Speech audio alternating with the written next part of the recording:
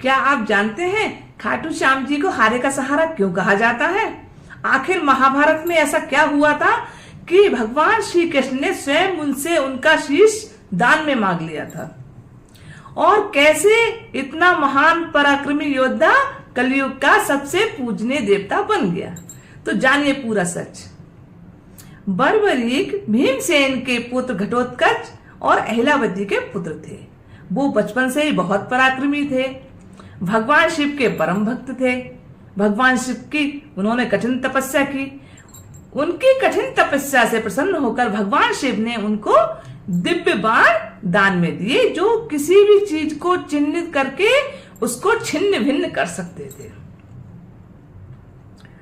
महाभारत काल में कुरुक्षेत्र में युद्ध शुरू हुआ पांडवों और कौरवों के बीच। बर्बरीक भी चल दिए युद्ध क्षेत्र की तरफ, पर बर्बरीक ने एक प्रतिज्ञा कर रखी थी कि जो भी पक्ष कमजोर होगा मैं उसी का सहारा बनूंगा, यानी कि हारे का सहारा बनूंगा।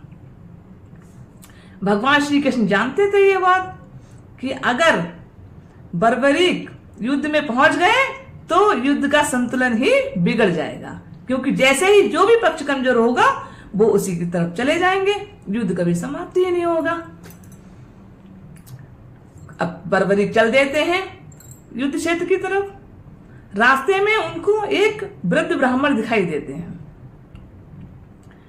वृद्ध ब्राह्मण ने उनको देखा तो रुक गए और बोले, किधर जा रहे हो? बर्बरीक कहते हैं, मैं युद्ध क्षेत्र की तरफ जा रहा हूं। भगवान श्री कृष्ण का ही रूप थे वृद्ध ब्राह्मण।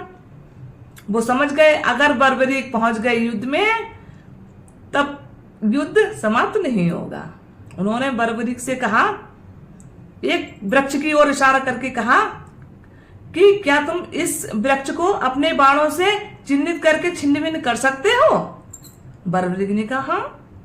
उन्होंने अपने बाण निकाले और वृक्ष को चिन्हित करके हर एक पत्ते को छिन्न भिन्न कर दिया। एक पत्ता श्री कृष्ण जी ने अपने पैर के नीचे दबा लिया। अब जो बाण था वो श्री कृष्ण जी के पैरों के चारों तरफ घूमने लगा उस पत्ते को ढूंढने के लिए। बर्बरीक समझ गए वृद्ध ब्राह्मण कोई बहुत ही तेजस्वी है।